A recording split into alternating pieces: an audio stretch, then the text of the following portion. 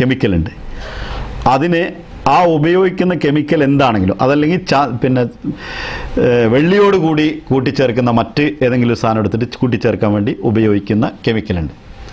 ഈ ഉപയോഗിക്കുന്ന മരുന്നിനെയാണ് അക്സീർ എന്ന് ഭാഷയിൽ പറയുന്നത്. അപ്പോൾ അതിന് ഒറ്റവാക്കിൽ എന്താണ് മലയാളം എനിക്കറിയില്ല. അപ്പം വേറെ ഒരു സാധനത്തെ സ്വർണമോ വെള്ളിയോ ആക്കി മാറ്റുന്നതിന് വേണ്ടി മാറ്റുന്നൊരു സാധനമാണ് അക്സീർ എന്ന് പറയുന്നത്. ഇനി മസ്യൂമിൻ്റെ വാക്ക് കേൾക്കുമ്പോൾ ബാക്കി കാര്യം മനസ്സിലാവും. दुआ वो अक्सर है जो एक मुश्त खाक को कीमिया कर देती है. ദുആ എന്ന് പറയുന്നത് ഒരു അക്സീറാണ്, അതായത് ഒരു കെമിക്കൽ മരുന്നാണ്. അത് മുഷ്ത് ഖാക്കോ മണ്ണിൻ്റെ കട്ടയെപ്പോലും കീമിയ ആക്കി മാറ്റുന്നു, കെമിക്കൽ ഉൽപ്പന്നങ്ങളാക്കി മാറ്റുന്നു. ദുആ കൊണ്ട് ഒരു മണ്ണിൻ്റെ കട്ടയെ ഒരു സ്വർണ്ണമാക്കി മാറ്റാൻ കഴിവുള്ള കെമിക്കൽ ഉൽപ്പന്നമാക്കി മാറ്റാൻ കഴിയും ഒരാളെ. അത് മസീഹ് അലൈഹി സ്വലാത്തു വസ്സലാം പറഞ്ഞ എന്തിനാന്ന് വെച്ചാൽ നമ്മൾ തികച്ചും ഒരു കഴിവില്ലാത്ത മണ്ണിൻ്റെ കട്ട തന്നെയാണ്. പക്ഷേ അതിനെ സ്വർണത്തിൻ്റെ കട്ടിയാക്കി മാറ്റാനുള്ള കഴിവ് ദുആക്കുണ്ട്. ദുആ മൂലം ഉണ്ടാകുന്ന ഒരു ഉൽപ്പന്നം, നമ്മുടെ അകത്തുണ്ടാകുന്ന ഒരു ശക്തി, അള്ളാഹു നൽകുന്ന അനുഗ്രഹം. ആ അനുഗ്രഹം കൊണ്ട് ഏത് കാര്യത്തെയും മാറ്റി പെട്ടെന്ന് മാറ്റാനുള്ള ഒരൊറ്റമൂലി പോലെ അത് നിലകൊള്ളുന്നു. और वो एक पानी है जो अंदरूनी गलाजतों को धो देता है. അതൊരു വെള്ളമാണ്. അത് അകത്തുള്ള എല്ലാ അഴുക്കുകളെയും കഴുകിക്കളയുന്നു. ഉസ് ദുആ കെ സാത്ത് റൂഹ് പിഗൽത്തി ഹെ. ഇത് മസീഹ് അലൈഹി സ്വലാത്തു വസ്സലാം നമസ്കാരത്തിലുള്ള ദുആയെക്കുറിച്ചാണ് പറയുന്നത്. ആ ദുആ മൂലം റൂഹ് പിഗൽത്തി ഹെ, ഉരുകി ഒഴുകുന്നു. और पानी की तरह बहकर आस्ताने हजरत अहदियत पर गिरती है. അത് വെള്ളം പോലെ ഒഴുകിച്ചെന്ന് പ്രവഹിച്ചുകൊണ്ട് അള്ളാഹുവിൻ്റെ അഹദിയത്തിൽ പോയി വീഴുന്നു. और खुदा के हुजूर में खड़ी भी होती है और रुकू भी करती है, सजदा भी करती है. उसकी जिल वो नमाज है. അള്ളാഹുവിൻ്റെ മുമ്പിൽ പോയി റുക്കൂൻ ചെയ്യുന്നു, നിൽക്കുകയും ചെയ്യുന്നു,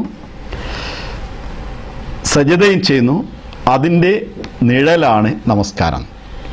ഞാൻ ഇന്നലെയും ഇത് പരാമർശിച്ചിട്ടുണ്ടായിരുന്നു. പക്ഷേ ഞാൻ ഇന്ന് എടുത്തത് ഈ വിഷയത്തിൻ്റെ മറ്റൊരു കാര്യം പറയുന്നതിന് വേണ്ടിയാണ്. പുറത്തു നിന്ന് വെളിച്ചം വരുമ്പോൾ അകത്ത് നിഴലുണ്ടാവും. സൂര്യൻ ഉദിച്ചു വരുമ്പോൾ നമ്മൾ അകത്തേക്ക് വരുന്ന പ്രകാശത്തിന് നേരെ അകത്ത് റൂം തുറന്നിട്ടാൽ എന്തെങ്കിലും ഒരു സാധനം അകത്തുണ്ടെങ്കിൽ അതിൻ്റെ നിഴൽ പുറത്ത് കാണും. പുറത്തുനിന്നുള്ള വെളിച്ചം അകത്തേക്ക് വരുമ്പോൾ അത് മനസ്സിൽ കണ്ടുവെക്കുക. ഇതേപോലെ നമസ്കരിക്കുന്ന ഒരാളിൻ്റെ റൂഹിന് ഒരു വെളിച്ചമുണ്ട്, ഒരു പ്രകാശമുണ്ട്. അള്ളാഹുവിനെ കുറിച്ച് ഓർക്കുമ്പോൾ ആ നമസ്കാരത്തിലുള്ള ദുആകളിൽ മുഴുകി വരുമ്പോൾ അവൻ്റെ റൂഹിനൊരു പ്രകാശം പുറത്തേക്ക് വരും. ആ പ്രകാശത്തിൻ്റെ നിഴല് പോലെയാണ് നമസ്കാരം. അയാൾ നിൽക്കുന്നതും ആ നിഴൽ നിൽക്കുന്ന പോലെയാണ്. അയാളെ റൂഹ് നിൽക്കുമ്പോൾ, അള്ളാഹുവിൻ്റെ തിരുമുമ്പിൽ നിൽക്കുമ്പോൾ റൂഹിൽ നിന്ന് വരുന്ന ഒരു പ്രകാശമുണ്ട്. ആ നിഴലാണ് അയാളുടെ നൃത്തം. അയാൾ കുനിഞ്ഞു നിൽക്കുമ്പോൾ അദ്ദേഹത്തിൻ്റെ റൂഹിൽ നിന്ന് വരുന്ന ഒരു നൃത്തമുണ്ട്, ഒരു നിഴലുണ്ട്, ഒരു പ്രകാശമുണ്ട്. ആ പ്രകാശത്തിൻ്റെ നിഴൽ എന്ന നിലയിലാണ് അയാൾ ആലങ്കാരികമായിട്ട് കുനിയുന്നത്. അതേപോലെ സുജൂദിൽ പോകുമ്പോൾ ഹൃത്തടത്തിൽ നിന്ന് ഉയരുന്നൊരു പ്രകാശമുണ്ട്. അതിൻ്റെ നിഴലാണ് വാസ്തവത്തിൽ ശരീരത്തിൽ കാണുന്ന ഈ സുജൂദ് എന്നാണ് മസീഹ് അലൈഹി സ്വലാത്തു വസ്സലാം പറയുന്നത്. അതെങ്ങനെ എന്നുള്ള കാര്യം മസീഹ് വാക്കിൽ തന്നെ വിശദീകരിക്കുന്നതാണ് നല്ലത്.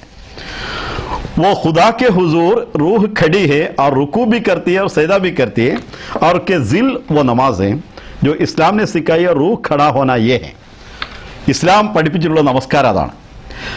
പുറത്തുനിന്ന് വെളിച്ചം വരുന്നു, അകത്തുള്ള സ്ഥാനങ്ങൾ ഇങ്ങനെ നിഴലിച്ച് കാണുന്നത് പോലെ നമ്മുടെ അകത്തു നിന്ന് വരുന്ന വെളിച്ചത്തിൽ നാം നിഴലിച്ച് കാണുന്നതാണ് നമ്മുടെ റുക്കുവും സുജൂദും നൃത്തവും എന്ന് മസീഹ് അലൈഹി സ്വലാത്തു വസ്സലാം പറയുമ്പോൾ ഇനി നൃത്തം എങ്ങനെയാണ് എന്നുള്ളതാണ് വിവരിക്കുന്നത്. പറയാണ്, रूह खड़ा होना यह है कि वो खुदा के लिए एक हैबत की बर्दाश्त और हुक्म मानने के बारे में मुस्तैदी जाहिर करती है. हर एक हैबत की बर्दाश्त और हुक्म मानने के बारे में मुस्तैदी जाहिर करती है. റൂഹ് നിൽക്കുക എന്ന് പറഞ്ഞാൽ അള്ളാഹുവിൻ്റെ കൽപ്പന എന്ത് വന്നാലും അതിനെ പാലിച്ചിട്ടില്ലെങ്കിൽ ഉണ്ടാകാവുന്ന ഭയവിഹുലമായ ഭയങ്കരമായ വിപൽസമായിട്ടുള്ള അവസ്ഥ, അതിനെക്കുറിച്ച് ആലോചിച്ചു പോകുന്നു.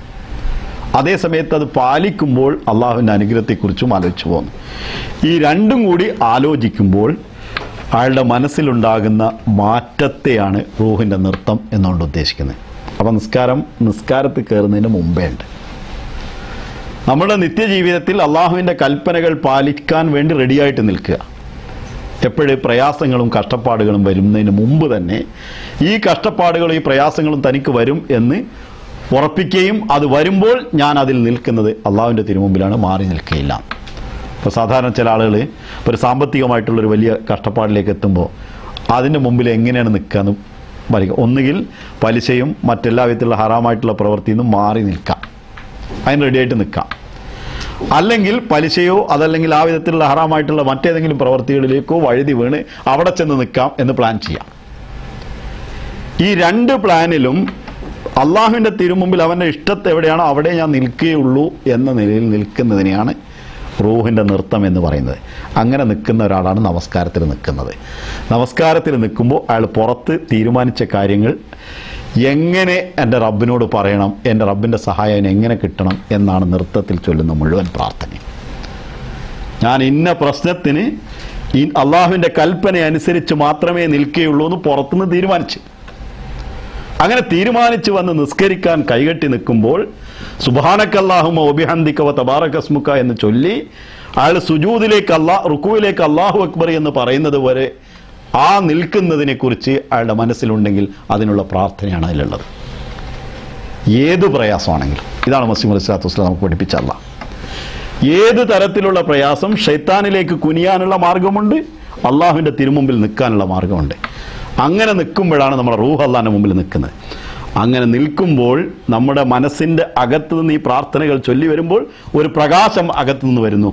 അതിൻ്റെ നിഴലിലാണ് വാസ്തവത്തിൽ സിംബോളിക്കായിട്ട് ആലങ്കാരികമായിട്ട് അള്ളാഹ് മസീഹ് അലൈഹിസ്സലാത്തു വസ്സലാം പറയുന്നത്. നമസ്കാരത്തിൽ കൈകെട്ടി അള്ളാഹിൻ്റെ മുമ്പിൽ നിന്നുകൊണ്ട് പറയാണ്, റബ്ബേ ഞാൻ നിൻ്റെ കൽപ്പനയുടെ മുമ്പിൽ തിരുമുമ്പിൽ നിൽക്കാൻ വേണ്ടി ആഗ്രഹിക്കുന്നു. അതിന് എന്നെ സഹായിക്കേണ്ടവൻ നീ തന്നെയാണ്, വേറെ ഒരാളും എനിക്കില്ല. അത് നിൻ്റെ മുമ്പിൽ ഇപ്പോൾ നിൽക്കുന്നതല്ല, എൻ്റെ ജീവിതത്തിൽ ഞാൻ നിൽക്കുന്നതിന് ആണിവിടെ ഞാൻ സിംബോളിക്കായിട്ട് ആലങ്കാരികമായി നിൽക്കുന്നത് എന്ന് അയാളുടെ റൂഹ് പറയുന്നു. അതിൻ്റെ ഒരു നൃത്തമാണ് അയാൾ അവിടെ നിൽക്കുന്നത്. അടുത്തത് മസീഹ് അലൈഹിസ്സലാത്തു വസ്സലാം പറയുന്നു, और उसका रुकू यानी झुकना ये है कि वो तमाम मोहब्बतों और ताल्लुकों को छोड़कर खुदा की तरफ झुक आती है और खुदा के लिए हो जाती है. അവൻ്റെ റുക്കൂ എന്നുള്ളത്, അവൻ്റെ കുനിയുക എന്നുള്ളത്, നമിക്കുക എന്നുള്ളത് വാസ്തവത്തിൽ ഇതാകുന്നു.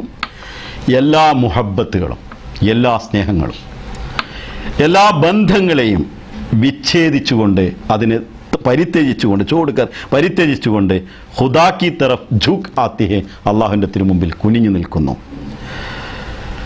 ആർ ഖുദാ കെ ലിയെ ഹോ ജാത്തി ഹെ, അള്ളാഹുവിൻ്റെതായിത്തീരുന്നു. അത് ഒരാൾ കുനിഞ്ഞു നിൽക്കുമ്പോൾ പറയുന്നത്, നമ്മൾ ഈ വിധത്തിൽ അള്ളാഹിൻ്റെ മുമ്പിൽ നിൽക്കുമ്പോൾ ചില സ്നേഹങ്ങളെ നമുക്ക് പരിത്യജിക്കേണ്ടി വരും. അത് ത്യജിച്ചാൽ കിട്ടുന്നത് അള്ളാഹുവിൻ്റെ സ്നേഹമാണ്. എന്തൊന്നിനെയാണോ പരിത്യജിക്കുന്നത് അത് യഥാർത്ഥത്തിൽ എന്നെന്നും നിലനിൽക്കുന്ന വിധത്തിൽ ആ സ്നേഹത്തെ നിലനിർത്താൻ അള്ളാഹ്ക്കേ കഴിവുള്ളൂ, വേറെ ആർക്കും കഴിവില്ല.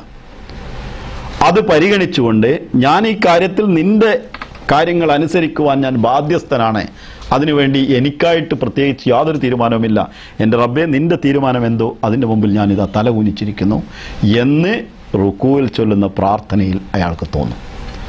സുബ്ഹാന റബ്ബിയൽ അലീം, എൻ്റെ റബ്ബ് പരിശുദ്ധനാണ്, പരിശുദ്ധമല്ലാത്ത ഒരു തേട്ടവും എനിക്കില്ല, ആ പരിശുദ്ധനായ റബ്ബിൽ നിന്ന് കിട്ടാത്ത ഒരു കാര്യം എനിക്ക് ആവശ്യമില്ല. അള്ളാഹു അക്ബർ എന്ന് നമ്മൾ പറയുന്നത് എന്തിനാണ്? ഓരോ ഹർക്കത്തിലും അള്ളാഹു അക്ബർ എന്ന് പറയുന്നുണ്ട്, ഓരോ മാറ്റത്തിലും അള്ളാഹു അക്ബർ എന്ന് പറയുന്നുണ്ട്. അള്ളയാണ് ഏറ്റവും വലിയവൻ എന്ന് പറയുമ്പോൾ അതിൻ്റെ മുമ്പ് നമ്മുടെ മുമ്പിലുണ്ടായിരുന്നൊരു പ്രശ്നം ഉണ്ടാവും. അത് സ്നേഹമാകട്ടെ, വെറുപ്പാകട്ടെ, ഭയമാകട്ടെ, പ്രയാസങ്ങളാകട്ടെ, സാമ്പത്തികമോ ശാരീരികമോ മാനസികമോ സാമൂഹികമോ ആയിട്ടുള്ള ഏത് തരത്തിലുള്ള പ്രശ്നങ്ങളാവട്ടെ, ആ പ്രശ്നത്തിൻ്റെ മുമ്പിൽ അള്ളാഹുവിൻ്റെ തിരുമുമ്പിൽ നിന്ന് കഴിയുമ്പോൾ എൻ്റെ റബ്ബാണ്, റബ്ബിനെ അനുസരിച്ചുകൊണ്ട് ഞാൻ നിൽക്കുന്നു എന്ന് പറയുമ്പോൾ റൂഹ് നിൽക്കുമ്പോൾ അള്ളാഹു അക്ബർ എന്ന അടുത്ത മാറ്റത്തിൽ അയാളിലുണ്ടാകുന്ന മാറ്റം, ഞാൻ ഇതിനു വേണ്ടി എന്ത് ചലിക്കുകയാണെങ്കിലും മനുഷ്യൻ്റെ ജീവിതത്തിൽ ആഗ്രഹ നിവർത്തിക്ക് വേണ്ടി, അതല്ലെങ്കിൽ ഭയത്തിൽ നിന്ന് ഓടുന്നതിന് വേണ്ടി, ഭയത്തിൽ നിന്ന് മാറി നിൽക്കുന്നതിന് വേണ്ടിയാണ് ചലനം. വേറെ ഒന്നിനും ചലിക്കേണ്ട ആവശ്യമില്ല. ഏതെങ്കിലും ഒരു അർമാൻ, ഏതെങ്കിലും ഒരു ആഗ്രഹം നിവർത്തിക്കുന്നതിന് വേണ്ടി, അതല്ലെങ്കിൽ എന്തെങ്കിലും ഒരു ഭയവിഹുലമായ അവസ്ഥയിൽ നിന്ന് മാറി നിൽക്കുന്നതിന് വേണ്ടിയാണ് അവൻ ചലിക്കുന്നത്. അടുത്ത എൻ്റെ ചലനം, റുക്കൂവിലേക്കുള്ള ചലനത്തോടു കൂടി ഞാൻ പറയുന്നത് എൻ്റെ ജീവിതത്തിൽ ഞാൻ ചലിക്കുന്നത് അള്ളാഹുവിലേക്കാണ്, വേറെ എവിടേക്കും ചലിക്കുകയില്ല, അവനാണ് എനിക്ക് ഏറ്റവും വലുത്, മറ്റൊന്നുമല്ല എന്ന് പറഞ്ഞുകൊണ്ടാണ് മാറുന്നത്. ഓരോ നമസ്കാരത്തിലും ഓരോ ഭാഗത്തും അല്ലാഹു അക്ബർ എന്ന് പറയുമ്പോൾ അടുത്ത ചലനം അള്ളാഹുവിന് ഇഷ്ടപ്പെട്ട അള്ളാഹു വലുതാണ്, വേറെ അതിനേക്കാൾ വലുതെന്നിക്കൊന്നുമില്ല എന്ന നിലയിലാണ് അവൻ അല്ലാഹു അക്ബർ എന്ന് വിളിച്ചു പറയുന്നത്. അല്ലാഹു അക്ബർ എന്ന് വിളിച്ചു പറയുമ്പോൾ ഇനി റബ്ബേ എനിക്ക് അടുത്ത ചലനം വേറെ എവിടേക്ക് പോവുകയാണെങ്കിലും നിന്റെ മുമ്പിൽ കുനിഞ്ഞു നിന്നുകൊണ്ട് പറയുന്നു, നീ എവിടേക്ക് പോകാൻ ആഗ്രഹിക്കുന്നു അവിടേക്ക് ഞാൻ പോവുള്ളൂ. അത് നീയാണ്, നീ വിശുദ്ധനാണ്, എൻ്റെ റബ്ബാണ് നീ, വേറെ ആരുടെയല്ല. എൻ്റെ റബ്ബ് എന്ന് പറയുമ്പോൾ ഒരു അപ്നായിയത്ത് അഥവാ സ്വന്തത്തെ എടുത്തു പറയുകയാണ് ചെയ്യുന്നത്. അതുവരെ പറഞ്ഞത് റബ്ബ് എന്ന് പറഞ്ഞു, പക്ഷെ അവിടെ വെച്ച് പറയുന്നത് എൻ്റെ റബ്ബ് എന്ന് തീർത്ത് പറയുമ്പോൾ ഒരാളോട് ആ സ്നേഹത്തിൻ്റെ അതിരറ്റ അവസ്ഥയാണ് പറയുന്നത് എൻ്റെ റബ്ബ് എന്ന്. അവിടെ പറഞ്ഞു നീ അലീമാണ്, നീ ഏറ്റവും വലുതാണ്, നിന്റെ മഹത്വം ഏറ്റവും ഉന്നതമാണ്, നീ അലീമായതുകൊണ്ട് നിന്റെ മുമ്പിൽ ഇതാ കുനിഞ്ഞു നിൽക്കുന്നു, മറ്റൊരു അലുമത്തിനെയും എനിക്ക് ആവശ്യമില്ല എന്ന് പറഞ്ഞുകൊണ്ട് അവിടെ വെച്ച് അവൻ ദുആ ചെയ്യുമ്പോൾ എല്ലാ മുഹബ്ബത്തുകളും മറ്റെല്ലാ കാര്യങ്ങളും അവൻ്റെ മനസ്സിൽ നിന്ന് കട്ട് ചെയ്തു പോകുന്നു, എല്ലാ ബന്ധങ്ങളും അവൻ പോകുന്നു, അള്ളാഹുവിൻ്റെ മുമ്പിലാണ് അവൻ നിൽക്കുന്നത്.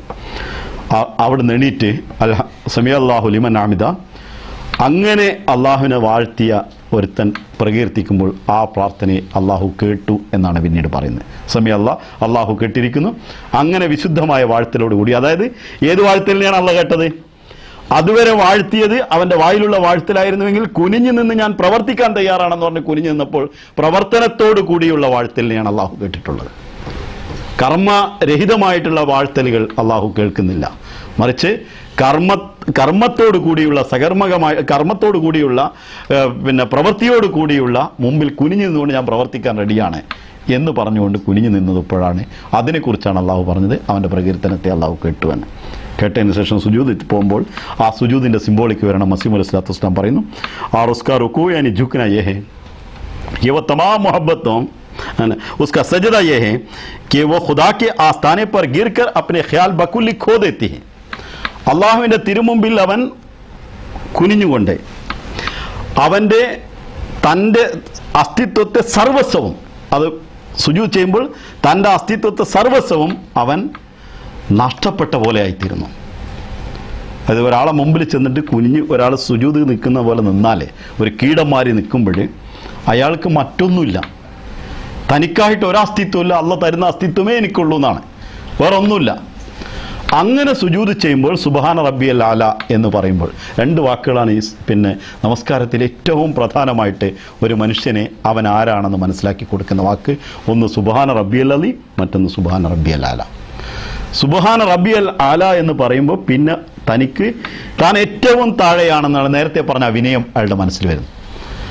അപ്പോഴയാളുടെ റൂഹിൻ്റെ അവസ്ഥ, റൂഹിൽ നിന്ന് വരുന്ന പ്രകാശമാണ് അയാളങ്ങനെ കുനിഞ്ഞു നിർത്തി സുജൂദിലേക്ക് നമ്മുടെ ശിരസ്ക്ക് എന്താണ് പറയുന്നത് സാഷ്ടാംഗ പ്രണമിച്ചുകൊണ്ട് അവൻ പൂർണ്ണമായിട്ടും അവൻ്റെ തല നിലത്ത് വെച്ച് നിൽക്കുന്നത്. അത് അവൻ്റെ റൂഹിൻ്റെ അവസ്ഥയെ കാണിക്കുന്ന ശാരീരിക അവസ്ഥയാണ്. ആ സമയത്ത് റൂഹും അതിൽ ഉൾപ്പെടേണ്ടതാണ്. ഇങ്ങനെയുള്ളൊരവസ്ഥ വരുമ്പോൾ ഖലീഫത്തുൽ മസീഹ് റാബി റഹ്മത്തുള്ളാഹി തആല ഇതിനെക്കുറിച്ച് പറയുമ്പോൾ പറഞ്ഞു, നമുക്കൊരിക്കലും അവിടെ വെച്ച് പറയുന്നൊരു വാക്കുണ്ട് സുബ്ഹാന റബ്ബിയൽ ആല, എൻ്റെ റബ്ബാണ് ഏറ്റവും ഉന്നതൻ. അപ്പോൾ നമ്മളുടെ ഒരു കാര്യത്തിലും നമുക്ക് ഉന്നതി ഉണ്ടാവില്ല. നമുക്കെന്ത് തന്നോ അത് അള്ളാഹ് തന്നതാണ്, അള്ളാഹ്ക്ക് വേണ്ട സമയത്ത് എടുക്കുക. ഇതിന് ഖുർആൻ വളരെ ശക്തിയായിട്ട് എടുത്ത് പറയുന്നുണ്ട്. ഏതൊരു വ്യക്തിയുടെ ന്യൂനതയെ നമ്മൾ കണ്ടുകൊണ്ട് പറയുന്നുവോ അതിനെ അയാൾക്ക് വേദനിപ്പിക്കുന്ന വിധത്തിൽ, അയാൾ അപകീർത്തിപ്പെടുത്തുന്ന വിധത്തിലാണ് പറയുന്നതെങ്കിൽ, നമ്മളിൽ ആ ന്യൂനതകൾ ഇല്ലെങ്കിൽ, നമ്മളിലൊരു ഗുണമുണ്ടെങ്കിൽ അതിനെ അള്ളാഹു എടുത്തു കളയും. അതാണ് സുബ്ഹാന റബ്ബിയൽ ആലൻ്റെ ഒരർത്ഥം. നമ്മളിൽ അതുണ്ട് എന്ന് വിചാരിച്ച് നമ്മൾ പറഞ്ഞാൽ അതിനെ അള്ളാഹു എടുത്തു കളയും. ഖലീഫത്തുൽ മസീഹ് റാബി തിരുമനസ് പറയണേ, ഒരിക്കലും അതിൽ സംശയം വേണ്ട. അള്ളാഹു ശക്തമായിട്ട് പറഞ്ഞൊരു സംഗതിയാണ്. അതിനെ അള്ളാഹു അവിടുന്ന് എടുത്തു കളയും. അതിനാണ് അള്ളാഹിൻ്റെ മുമ്പിൽ കുനിഞ്ഞു നിൽക്കുന്നത്. അതിനെക്കുറിച്ച് മസീഹ് ഹുസൂർ പറയുമ്പോഴൊരു ഹദീസ് കൂടി ഉദ്ധരിച്ചാണ് പറഞ്ഞത്. ഹുസൂർ പറഞ്ഞു, ഒരു ഹദീസുണ്ട്, നമ്മൾ എവിടെ വെച്ച് അള്ളാഹുവിൻ്റെ ദിക്ർ നമുക്കുണ്ടോ ആ ദിക്റിലാണ് യഥാർത്ഥത്തിൽ നമ്മുടെ ഉന്നതിയുള്ളത്. ദിക്റില്ലാത്തൊരു സ്ഥലത്ത് നമുക്ക് ഒരു വിധത്തിലുള്ള ഉന്നതി നമുക്ക് ലഭിക്കുന്നില്ല. നമ്മളുടെ മാതാപിതാക്കളുമായിട്ടുള്ള സംസാരമാകട്ടെ, മക്കളുമായിട്ടുള്ള സംസാരമാകട്ടെ, വീട്ടിലുള്ള സാധാരണ സദസ്സാവട്ടെ, ഏത് കാര്യത്തിലും അള്ളാഹിനെ കയറ്റാൻ പറ്റാത്തൊരു സംഗതിയില്ല. ഒരു ഭാര്യ ഭർത്താവ് തമ്മിലുള്ള ഏത് വിധത്തിലുള്ള സംസാരത്തിനും അള്ളാഹുവിൻ്റെ അനുഗ്രഹത്തെ സ്മരിക്കാൻ പറ്റാത്ത ഒരു കാര്യമില്ല. ആ സ്മരിക്കുമ്പോൾ അവനുണ്ടാകാവുന്ന മാനസികമായിട്ടുള്ള ഉല്ലാസം മറ്റെന്തിനെ സ്മരിച്ചാലും കിട്ടൂല. അള്ളാഹു നൽകിയ അനുഗ്രഹം എന്ന നിലയിൽ ഏതിനെയും നിർവൃതികളെ അനുഭൂതികളെ അനുഭവിക്കുവാനുള്ള കഴിവ് മനുഷ്യനൊരു മാനസിക നില, അതാണ് നമസ്കാരം കൊണ്ട് അവന് കിട്ടേണ്ടത് എന്ന് ഖലീഫത്ത് മസീഹ് റാബി നമ്മെ എടുത്തു പറയുന്നു. ഇത് പറയുമ്പോൾ ഹുസൂർ പറഞ്ഞു അതല്ലാത്ത സ്മരണകളിൽ നമ്മൾ നിൽക്കാറുണ്ട്. അങ്ങനെ വന്നാൽ ഈ സുജൂദിനെ ബാധിക്കും. നമ്മൾ അള്ളാഹുവിൻ്റെ സ്മരണ കിട്ടാത്ത ഏത് മജ്ലിസിൽ എവിടെ ഇരുന്നാലും ഈ സുജൂദിനെയും ബാധിക്കും, ഈ റുക്കുവിനെയും ബാധിക്കും, ഈ നൃത്തത്തെയും ബാധിക്കും. അതിൽ യാതൊരു സംശയമല്ല. അതിവിടെ വരുമ്പോൾ നമ്മുടെ മനസ്സ് അങ്ങനെ അവിടെ നിന്ന് ഇങ്ങോട്ട് തിരിച്ചു വരില്ല. അതേസമയത്ത് അള്ളാഹിൻ്റെ സ്മരണയോടുകൂടി നമ്മൾ ഏതൊരു പ്രശ്നത്തിൽ നിൽക്കുകയാണെങ്കിലും ആ പ്രശ്നത്തിൽ തിരിച്ചു വരുമ്പോൾ നമസ്കാരത്തിൽ ആ സ്മരണ വരും. സ്മരണ ഇല്ലാത്തൊരു സ്ഥലത്ത് വെച്ചുകൊണ്ട് നമസ്കാരത്തിൽ അത് സ്മരിക്കാൻ നിവൃത്തി ഉണ്ടാവില്ല. അത് നമസ്കാരത്തിൽ നിന്ന് ശ്രദ്ധ മാറ്റേ ചെയ്യുള്ളൂ. അതിനെക്കുറിച്ച് ഹുസൂർ പറഞ്ഞതാണ് ഒരു ഹദീസിലുള്ളത്. റസൂലുള്ളാഹി സ്വല്ലല്ലാഹു അലൈഹി വസല്ലം പറഞ്ഞു, നിങ്ങൾ അള്ളാഹുവിൻ്റെ സ്മരണയില്ലാത്ത സംസാരങ്ങളിൽ വ്യാപൃതമായി നിൽക്കുകയാണെങ്കിൽ, ഒരു മജ്ലിസ് ഇരിക്കുകയാണെങ്കിൽ, ആ കൂടി നിൽക്കുന്ന ആളുകൾ നിങ്ങളും കഴുതയുടെ ശവശരീരത്തിന് മുമ്പിൽ ഇരിക്കുന്നവരാണ്. റസൂലുള്ളാഹിന്റെ വാക്ക് വളരെ ശക്തമാണ്. അപ്പോൾ നമ്മൾ സാധാരണ ചീത്ത പറയാൻ വേണ്ടി കഴുതാന്ന് പറയും. അങ്ങനെയാണോ പറഞ്ഞതല്ല. ഖലീഫത്ത് മസീഹ് റാബി അതിനൊരു വ്യാഖ്യാനം നൽകി, അതിമനോഹരമായ വ്യാഖ്യാനം. ഹുസൂർ പറഞ്ഞു എല്ലാ ജീവികളും ചത്താൽ ആ ജീവികൾ ഒരുമിച്ച് കൂടും. ഒരുമിച്ച് കൂടിയിട്ട് അതിൻ്റെ നാലുപുറം നിൽക്കും. വേറൊരു ജീവി ചത്താൽ മറ്റൊരു ജീവി അവിടെ പോയി ഒരുമിച്ച് കൂടി ഇരിക്കാറില്ല. മനുഷ്യൻ മരിച്ചാൽ മനുഷ്യൻ കാത്തിരിക്കും, കഴുത മരിച്ചാൽ കഴുത ഉണ്ടാവും, കോഴി ചത്താൽ കോഴിയുടെ നാലുപുറം കോഴി ഉണ്ടാവും, കാക്ക ചത്താൽ കാക്കയുടെ നാലുപുറം കാക്കകൾ ഉണ്ടാവും. ഇതേപോലെ എല്ലാ ജീവികളും ഉണ്ടാവും. അപ്പോൾ കഴുത ചത്ത സ്ഥലത്ത് മനുഷ്യർ കൂടി നിൽക്കുക എന്നുള്ളത് ഒരിക്കലും സംഭവ്യമല്ല. അതുകൊണ്ട് ഹുസൂർ പറയണേ, വാസ്തവത്തിൽ നിങ്ങൾ കഴുതകളാണ്, അതുകൊണ്ടാണ് അവിടെ ഇരിക്കുന്നത്. അത് ഹുസൂറിൻ്റെ വാക്കിതാണ്, ഹമുക്കത്തരത്തിൻ്റെ സ്വഭാവത്തിലാണ് നമ്മളുള്ളത്. കഴുതക്കുള്ള ബുദ്ധിയും കൂടി പ്രയോഗിക്കാത്തത് കൊണ്ടാണ് അവിടെ നിൽക്കുന്നത്. കാരണം ആണോന്ന് നോക്കണമല്ലോ. കഴുതൻ്റെ രണ്ട് സ്വഭാവങ്ങളിൽ ഒന്ന്, കാമം കരഞ്ഞു തീർക്കാന്ന് മലയാളത്തിൽ ചൊല്ലാനുണ്ട്. കരഞ്ഞാൽ തീരുന്ന സാധനമല്ല അത്. അതേപോലെ തന്നെ അനാവശ്യമായ സമയത്ത് അതിശക്തമായി ഒച്ചടും. നമുക്ക് ഒരിക്കലും തിരിച്ചറിയാൻ പറ്റില്ല. ഞാൻ ഫസ്റ്റ് കഴുതൻ്റെ ഒച്ച കേട്ട് ഭയങ്കരമായിട്ട് പേടിച്ചിട്ടുണ്ട്. അതിൻ്റെ മുമ്പ് കേട്ടിട്ടുണ്ടായിരുന്നില്ല. ഉത്തരേന്ത്യയിലാണ് ഒരു സ്ഥലത്ത് പെട്ടെന്ന് കഴുത ഒച്ച, ഞാൻ എന്താണെന്ന് വിചാരിച്ച് ഓടിപ്പോയി. അത് ഭയങ്കര അൻകറൽ അസ്വാത്തിലെ സൗത്തുൽ ഹമീർ എന്ന് ഖുർആനും പറയുന്നു. ഈ കഴുതയുടെ സൗണ്ടാണ് ഏറ്റവും വൃത്തികെട്ട സൗണ്ട്, ഏറ്റവും വെറുക്കപ്പെട്ട സൗണ്ട് എന്നും പറയുന്നു. ഈ ഒരവസ്ഥ ആണ് വാസ്തവത്തിൽ വൃത്തികെട്ട, ഒരിക്കലും നമുക്ക് ഗുണമില്ലാത്തൊരു സ്ഥാനത്തെക്കുറിച്ച് ആലോചിച്ചിരിക്കുക. നമ്മളുടെ നമസ്കാരത്തിൽ നമുക്ക് ചേർക്കാൻ പറ്റാത്ത എന്തൊക്കെ ഉണ്ടോ, അള്ളാഹിനോട് ദുആ ചെയ്യാനും അള്ളാഹുവിനെ സ്മരിക്കാനും അള്ളാഹുവിൻ്റെ സ്നേഹത്തിൽ ഉന്മത്തമാകാനും പറ്റാത്ത എന്തൊക്കെ ഉണ്ടോ, അത് നമ്മുടെ ലൈഫിൽ നമുക്ക് ഗുണം ചെയ്യുന്നതല്ല, ഒരിക്കലും ഗുണം ചെയ്യില്ല. അത് നമ്മുടെ ലൈഫിനെ നശിപ്പിക്കുന്നതാണ്. അപ്പോൾ ലൈഫിനെ നശിപ്പിക്കുന്ന ഒരു സാധനത്തിനെ കെട്ടിപ്പുണർന്നിരിക്കുക എന്നുള്ളതാണ് ഹംക്കത്തരം. അതിൻ്റെ പേരാണ് കഴുതയുടെ ബുദ്ധി എന്നുള്ളത്. അതാണ് മനുഷ്യബുദ്ധി തന്നതിന് ശേഷം കഴുതയുടെ ബുദ്ധി ഉപയോഗിക്കുന്നതിനെയാണ് ഈ കാര്യത്തെക്കുറിച്ച് അനാവശ്യമായ മജ്ലിസുകളിൽ സമയം കൊല്ലുന്നതിനെക്കുറിച്ച് ഖലീഫത്ത് മസീഹ് ഇത്രയും ശക്തമായി എടുത്തു പറഞ്ഞത്. മസീഹ് അലൈഹി സ്വലാത്തു വസ്സലാം ബാക്കി ഭാഗം കൂടി വായിച്ച് കേൾപ്പിച്ച് ഞാൻ പെട്ടെന്ന് നിർത്താൻ നോക്കട്ടെ. ഗറസ് മുഹബ്ബത്ത് സെ ഭരി ഹുയി യാദ് ഇലാഹി ജിസ്കാ നാം നമാസ്. ചുരുക്കത്തിൽ സ്നേഹം കൊണ്ട് നിർഭരമായ ഒരു നമസ്കാരമുണ്ട്, അതിൻ്റെ പേരാണ് നമസ്കാരം എന്ന് പറയുന്നത്. അള്ളാഹുവിൻ്റെ സ്നേഹം കൊണ്ട് നിർഭരമായ മറ്റ് ജീവിതം. വീട്ടിൽ ഇരിക്കുമ്പോൾ, മക്കളുടെ കൂടെ ഇരിക്കുമ്പോഴും ജോലി ചെയ്യുമ്പോഴും ഞാൻ എൻ്റെ റബ്ബിൻ്റെ കൽപ്പന അനുസരിച്ച് എൻ്റെ മക്കളെ പോറ്റുന്നതിന് വേണ്ടി, എൻ്റെ റബ്ബിൻ്റെ കൽപ്പന അനുസരിച്ച് എൻ്റെ കർത്തവ്യങ്ങൾ നിറവേറ്റുന്നതിന് വേണ്ടി ഞാനിത് ചെയ്യുന്നു എന്ന നിലയിൽ അയാൾ ജോലി ചെയ്തുകൊണ്ടിരിക്കുന്നു. അയാളുടെ ഓരോ കാര്യങ്ങളിലും അവൻ അള്ളാഹുവിനെ കുറിച്ച് ഓർമ്മ, എൻ്റെ റബ്ബിൻ്റെ സഹായം തന്നെ വേണം ഇതിന്.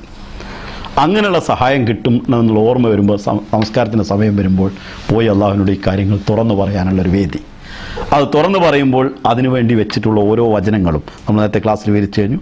ഏത് ഭാഗത്തേക്കും അനുയോജ്യമായ നിലയിൽ അള്ളാഹുവിൻ്റെ സിഫത്തുകളും അവൻ്റെ സഹായത്തെ, അവൻ്റെ സിഫത്തുകളുടെ, അവൻ്റെ ഗുണനാമങ്ങളെ, അവൻ്റെ അനുഗ്രഹത്തെ, അവൻ്റെ കാരുണ്യത്തെ വിജൃംഭിതമാക്കുന്ന വാക്കുകൾ ഉപയോഗിച്ചുകൊണ്ട് തന്നെ നമ്മൾ അത് ദുആ ചെയ്യുന്നു.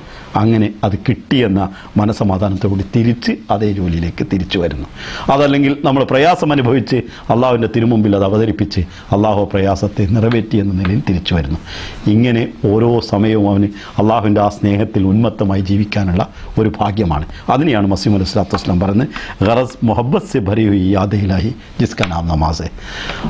ചുരുക്കത്തിൽ സ്നേഹത്താൽ നിബിഡമായിട്ടുള്ള ദൈവസ്മരണ, അതിൻ്റെ പേരാണ് നമസ്കാരം. വദർ ഹക്കീക്കത്ത് ഉൻകി ഗിസാ ഹോ ജാത്തി ഹെ, യഥാർത്ഥത്തിൽ അവരുടെ ഭക്ഷണമായി അത് മാറുന്നു. ജിസ്കെ ബഗൈർ വ ജീ നഹീ സക്തെ, അതില്ലാതെ അവർക്കൊരിക്കലും ജീവിക്കാൻ സാധ്യമല്ല.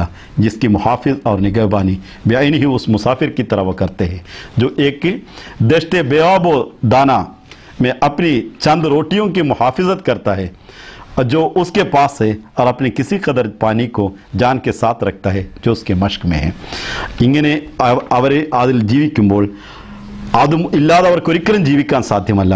അത് ഒരു മരുഭൂമിയിൽ യാത്ര ചെയ്യുന്ന, വെള്ളവും ഭക്ഷണവും ഇല്ലാത്ത ഒരു മരുഭൂമിയിൽ യാത്ര ചെയ്യുന്ന യാത്രക്കാരൻ്റെ കയ്യിലുള്ള ഏതാനും ചില റൊട്ടി കഷ്ണങ്ങളും അവൻ്റെ തോൽപാത്രത്തിലുള്ള അല്പം വെള്ളം പോലെയാണ്. അവൻ്റെ മാറോട് ചേർത്ത് വെച്ച് എപ്പോഴും അവനെ സ്നേഹിച്ചുകൊണ്ട് അതിനൊരിക്കലും നഷ്ടപ്പെടാൻ അനുവദിക്കാത്ത വിധത്തിൽ ആ നമസ്കാരത്തെ അവൻ്റെ മാറോട് ചേർത്ത് വെച്ച് അതൊരിക്കലും നഷ്ടപ്പെടാതെ അവനതിനെ കാത്തു സൂക്ഷിക്കുന്നു. നമാസ് കി സാഹിരി സൂറത്ത് പർ ഇക്തിഫാ കർന നാദാനി ഹെ, നമസ്കാരത്തിൻ്റെ ബാഹ്യമായ രൂപത്തിൽ അത് മതിയായതാണെന്ന് കരുതുന്നത് വിഡ്ഢിത്തമാകുന്നു. അക്സർ ലോക് റസ്മി നമാസ് അദാ കർത്തെ ഹെ, അധികം ആളുകളും ബാഹ്യമായിട്ടുള്ള നമസ്കാരം, ആചാരപരമായ നമസ്കാരം അനുഷ്ഠിക്കുന്നവരാണ്. അവർ ബഹുത് ജൽദി കർത്തെ ഹെ, വളരെ എളുപ്പത്തിൽ ധൃതി അക്കാര്യത്തിൽ അവർ കാണിക്കുന്നു. ജैसे നാവാജിബ് ടാക്സ് ലഗാ ഹുവാ ഹെ, ഒരു അനാവശ്യമായിട്ടുള്ള അകാരണമായിട്ടുള്ള ഒരു ടാക്സ് അവർക്ക് നൽകപ്പെട്ടു എന്ന നിലയിൽ അതിനെ കാണുന്നു. അവർ ജൽദി ഗലേസെ ഉത്തർ ജായെ, അതെത്രയും വേഗം തങ്ങളുടെ ചുമലിൽ നിന്ന് പുറത്തു പോകണം, കഴിച്ചു വെക്കണം, അഴിച്ചിടണം എന്ന നിലയിലാണ് നമസ്കരിക്കുന്നത്. ബാസ് ലോഗ് നമാസ് തോ ജൽദി പഠിലേത്തെ, ചില ആളുകൾ നമസ്കാരം വേഗം നമസ്കരിച്ച് തീർക്കും. ലേക്കിൻ ഉസ്കെ ബാദ് ദുആ is khadar ലംബി മാംഗ്തേ K namaz K വക്ത് സെ ദുഗുന തികന വക്തിലേത്തെ. അത് മറ്റുള്ള ആളുകളെ കുറിച്ചാണ് പറയുന്നത്. നമസ്കാരത്തിന് ശേഷം പിന്നെ വളരെ നീണ്ട പ്രാർത്ഥനകൾ ചെയ്യും. നമസ്കാരത്തിൽ അവർ എത്ര നേരം എടുത്തോ അതിനേക്കാൾ കൂടുതൽ സമയം, അതിൻ്റെ ഇരട്ടിയോ മൂന്നിരട്ടിയോ സമയം അതിനുവേണ്ടി അവരെടുക്കുന്നു. ഹാലാങ്കി നമാസ് തോ ഖുദ് ദുആ ഹെ, എന്നാൽ നമസ്കാരം സ്വയം പ്രാർത്ഥനയാകുന്നു.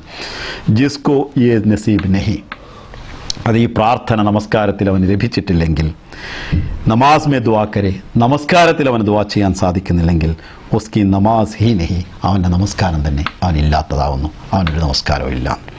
മൽഫുസാത്ത് വോള്യൂം 3 പേജ് നമ്പർ 591. ഖുർആൻ ശരീഫ് മേ ദോ ജന്നത്തോं का जिक्र है, ഖുർആനിൽ 2 സ്വർഗ്ഗങ്ങളെക്കുറിച്ച് പറഞ്ഞിട്ടുണ്ട്. ഉൻമേ സെ ഏക് ദുനിയ കി ജന്നത്ത്, ഇസ് ദുനിയ കി ജന്നത്തെ, ഒന്ന് ഈ ലോകത്തുള്ള സ്വർഗ്ഗമാണ്. ആർ വ നമാസ് കി ലസ്സത്തെ, അത് നമസ്കാരത്തിലുള്ള അനുഭൂതിയാണ്. നമുക്ക് ഈ ലോകത്ത് എന്ത് കിട്ടുകയാണെങ്കിലും അത് അള്ളാഹുന്ന് കിട്ടണം. അത് കിട്ടാൻ വേണ്ടി അള്ളാഹുവിൻ്റെ തിരുമുമ്പിൽ കരയണം. അങ്ങനെ കിട്ടുമ്പോഴേ അത് നമ്മുടേതായിട്ട് കിട്ടുള്ളൂ, അത് നമുക്ക് അനുഭവിക്കാനും കഴിയുള്ളൂ. അള്ളാഹ് തന്നെ തരുമ്പോഴേ അത് കരഞ്ഞുകൊണ്ട് അള്ളാഹുവിന് വാങ്ങാനുള്ള ഒരു അനുഭൂതി നമസ്കാരത്തിൽ കിട്ടുന്നു. ആ അനുഭൂതിയാണ് യഥാർത്ഥത്തിലുള്ള സ്വർഗം ഈ ലോകത്ത് എന്ന് പറയുന്നു. നമാസ് ഖ്വാമഹ ടാക്സ് നഹി ഹെ, നമസ്കാരം ഒരു അനാവശ്യമായ ടാക്സ് അല്ല. ബൽക്കി ഉബൂദിയത്ത് കോ റുബൂബിയത്ത് സെ എക് അബദി താല്ലുക്ക് അവർ കശിഷെ, മറിച്ച് ഒരു ദാസൻ എന്ന നിലയിൽ, ഒരു അള്ളാഹുവിൻ്റെ ഒരു അടിമ എന്ന നിലയിൽ നമ്മൾ നമ്മുടെ സംരക്ഷകനാകുന്ന അള്ളാഹുവുമായിട്ട് ഒരിക്കലും വിച്ഛേദിക്കാൻ പറ്റാത്ത അനാദ്യമായിട്ടുള്ള ഒരു ബന്ധം അള്ളാഹു നമ്മുടെ സൃഷ്ടിപ്പിൽ വെച്ചിട്ടുണ്ട്. എത്ര നാസ്തികനാണെങ്കിലും പെരടിക്കൊരു അടിയാണ് കിട്ടുമ്പോൾ അള്ളാഹ് എന്ന് പറയും. അനാദ്യമായിട്ടുള്ള, എപ്പോഴും വന്നു എന്ന് പോലും അറിയാൻ പറ്റാത്ത വിധത്തിൽ അള്ളാഹുമായിട്ടുള്ളൊരു ബന്ധത്തെ നമ്മുടെ അകത്ത് അള്ളാഹു വദിയത്ത്, അതായത് നിക്ഷിപ്തമാക്കി വെച്ചിട്ടുണ്ട്. ആ ഒരു അള്ളാഹുമായിട്ടുള്ളൊരു അടുത്ത ഒരു കശിഷ്, ഒരു മാഗ്നറ്റിക് പവർ പോലെ പരസ്പര ഒരു ആകർഷണ ബന്ധമുണ്ട്. ഉസ് റിഷ്തേക്കോ കായം റക്കനിക്കിലെ ഖുദാ താലാനെ നമാസ് ബനായി, ആ ബന്ധത്തെ അള്ളാഹ് നമ്മുടെ ജീവിതത്തിൽ വെച്ചിട്ടുള്ള ആ ബന്ധത്തെ നിലനിർത്തുന്നതിന് വേണ്ടിയാണ് അള്ളാഹു നമസ്കാരത്തെ വെച്ചിട്ടുള്ളത്. ഈ നമസ്കാരം ത്തെക്കുറിച്ച് പിന്നെ ഹുസൂർ പറയണേ, ഈ റിഷ്തേക്കോ കായം റക്കനിക്കിലെ ഖുദാ താലാനെ നമാസ് ബനായി ഹെ, ഈ ബന്ധത്തെ നിലനിർത്തുന്നതിന് വേണ്ടിയാണ് അള്ളാഹു നമസ്കാരത്തെ വെച്ചിട്ടുള്ളത്. और उसमें एक लज्जत रख दी है, അതിലൊരു അനുഭൂതിയും വെച്ചിട്ടുണ്ട്. ഇത് സാധാരണക്കാരൻ പറയാൻ കഴിയില്ല. തൻ്റെ നമസ്കാരത്തിലുള്ള ആ അനുഭൂതി അനുഭവിച്ചറിഞ്ഞ ഒരു വ്യക്തിക്ക് ഇത് പറയാൻ നിവൃത്തിയുള്ളൂ. തൻ്റെ ജീവിതത്തിൽ സ്വർഗത്തെ സ്വയം അനുഭവിച്ചറിഞ്ഞൊരു വ്യക്തിക്ക് ഇത് പറയാൻ കഴിയുള്ളൂ. അതുകൊണ്ടാണ് മസീഹ് അലൈഹി സ്വലാത്തു വസ്സലാം പറഞ്ഞത് അതിലൊരു ലസ്സത്ത് ഒരു ഇത് വെച്ചിട്ടുണ്ട് എന്ന്. അതിന് ഹുസൂർ പറയാണ്, ദർവാസ ബന്ദ് കർക്കെ ദുആ കർനി ചാഹിയേ, വാതിലുകൾ കൊട്ടിയടച്ച് നിങ്ങൾ ദുആ ചെയ്യുക. അതായത് ഈ ദുആ നമുക്ക് മറ്റൊരുത്തിന് മുമ്പിൽ ചെയ്യാൻ കഴിയില്ല. ഒരു വലിയുള്ള പറയുന്നു, അള്ളാഹുവിൻ്റെ മുമ്പിൽ കരയുന്നത് കണ്ടാൽ വ്യഭിചരിക്കുന്നവനെ കണ്ടതുപോലുള്ള ലജ്ജ എനിക്ക് തോന്നാറുണ്ട്. അതായത് അങ്ങനെ കൊട്ടിയടച്ച് കരയാൻ സാധാരണ ഒരുത്തൻ്റെ മുമ്പിൽ നമുക്ക് സാധ്യമല്ല. അതുകൊണ്ട് തന്നെ അതിൻ്റെ പുറത്ത് നിന്ന് നമുക്ക് നമസ്കാരത്തിൽ ഫർള് നമസ്കാരത്തിൽ ആളുകളുടെ മുമ്പിൽ കരയാൻ കഴിയില്ല. അതുകൊണ്ട് മസീഹ് അലൈഹി സ്വലാത്തു വസ്സലാമിനുള്ള മാർഗ്ഗം തന്നെ പറഞ്ഞു തരാൻ, ദർവാസ ബന്ദ് കർക്കെ ദുആ കർനി ചാഹിയേ, വാതിലുകൾ കൊട്ടിയടച്ചാണ് നിങ്ങൾ ദുആ ചെയ്യേണ്ടത്. ഒരു ഇഷ്ട കായിം രഹേ ഒരു ലിസ്സത്ത് പൈദാ ഹോ, ആ ബന്ധം നിങ്ങൾക്ക് നിലനിൽക്കണം, ആ അനുഭൂതി നിങ്ങൾക്ക് ലഭിക്കണം. അതിനുവേണ്ടി നിങ്ങൾ ദുആ ചെയ്യണം. जो ताल्लुक उबूदियत का रुबूबियत से है वो बहुत गहरा और अनवार से पुर है. അള്ളാഹു മനുഷ്യൻ്റെ ഉബൂദിയത്ത്, മനുഷ്യനെ അടിമയായിട്ട് അള്ളാഹ് സൃഷ്ടിച്ചുവെങ്കിൽ ആ സൃഷ്ടിപ്പുള്ള അള്ളാഹുമായിട്ടുള്ളൊരു ബന്ധം, അവൻ്റെ റുബൂബിയത്ത്, അവൻ്റെ സംരക്ഷണത്തിൻ്റെ ഒരു ഗുണം അവനുണ്ട്, അതുമായിട്ടുള്ളൊരു ബന്ധം അതിഗഹനമാണ്. അതൊരിക്കലും അത് അൻവാർ സെ പുർഹെ, പ്രകാശങ്ങളാൽ നിർഭരമാണ്. ആ ബന്ധത്തിൽ പ്രകാശങ്ങൾ ഉണ്ട്, അതിൽ നിർഭരമാണ്. ജിസ്കി തഫ്സീൽ നഹി ഹോ സക്തി, അതിന് ഒരിക്കലും വിവരിക്കുവാൻ സാധ്യമല്ല. മസീഹ് തുറന്നു പറയാം, ആ അൻവാർ അള്ളാഹുവിന് കിട്ടുന്ന ആ പ്രകാശത്തെ നമുക്കൊരാളെ കാണുമ്പോൾ ആ ആൾ എന്തിനാണ് നമ്മോട് അത് പറയുന്നത്, എന്തിനാണ് നമ്മൾ നോക്കുന്നത്, എന്തിനാണ് നമ്മുടെ ശത്രു നമ്മെ കണ്ണു നട്ട് നിൽക്കുന്നത് എന്ന് ഉള്ളിൻ്റെ ഉൾക്കണ്ണുകൊണ്ട് കാണാനുള്ള ഒരു പ്രകാശം അയാൾക്ക് ലഭിക്കുന്നു. അവനൊരു നല്ലൊരു കാര്യത്തിൽ പോകുമ്പോൾ അതിൻ്റെ തെളിഞ്ഞ ബുദ്ധി അവന് ലഭിക്കുന്നു, ആ പ്രകാശം അവന് ലഭിക്കുന്നു നേരായ വഴിയിൽ നടക്കുന്നതിന് വേണ്ടി. ഈ പ്രകാശത്തിന് ഒരിക്കലും അതിന് വിവരിക്കാൻ സാധ്യമല്ല. ജബ് വോ നഹി ഹേ തബ് തക് ഇൻസാൻ ബഹായിം ഹേ, അതില്ലാത്തതുവരെ മനുഷ്യൻ സാധാരണ മൃഗങ്ങളെപ്പോലെയാണ്. കാരണം അവർ തല കീഴാക്കി എവിടെ ഭക്ഷണം ഉണ്ടോ അങ്ങോട്ട് പോകുന്നു, എവിടെ അവന് സുഖം ഉണ്ടോ അങ്ങോട്ട് പോകുന്നു, അവൻ മൃഗമാണ്.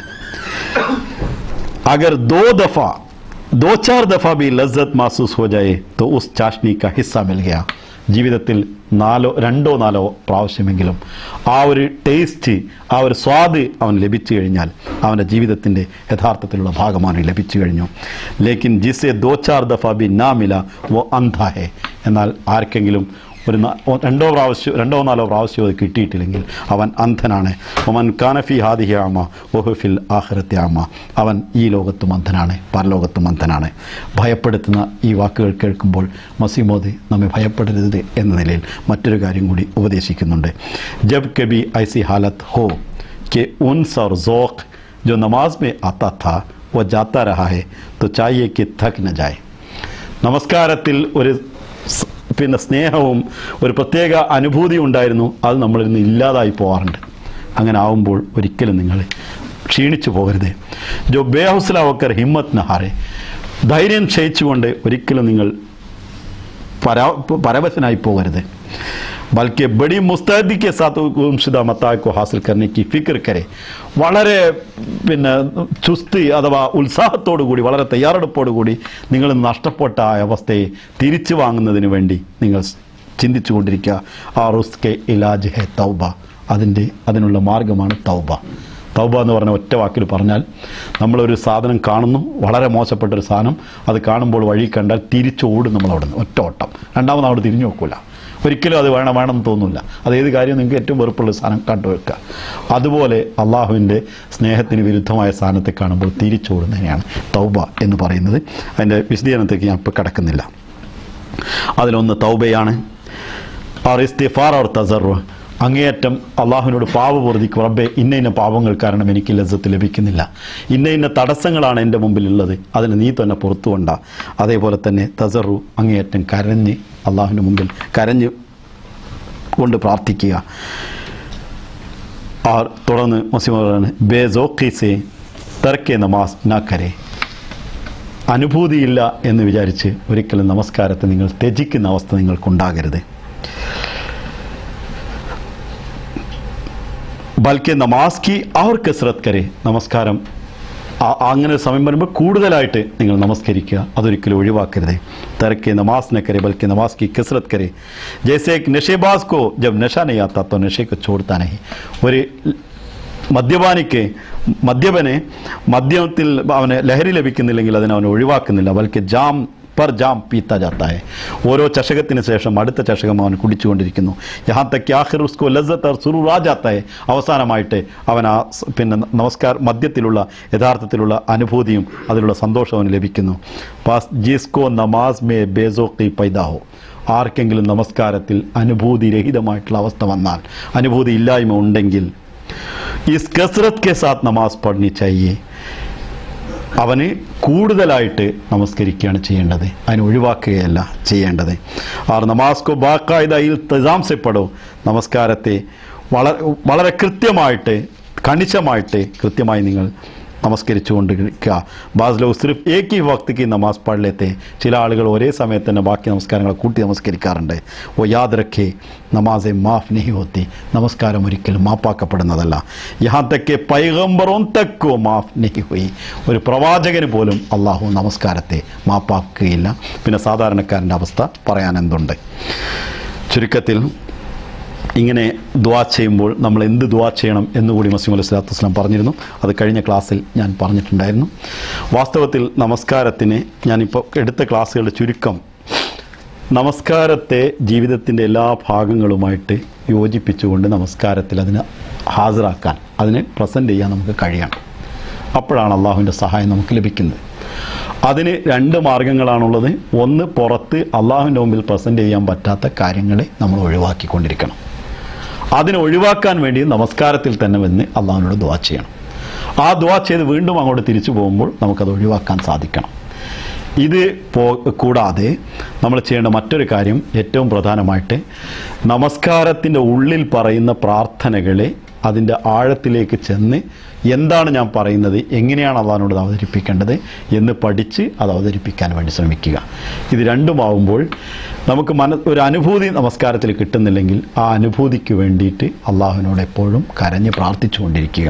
അതിന് അവസാനം അത് ലഭിക്കുകയും ചെയ്യും.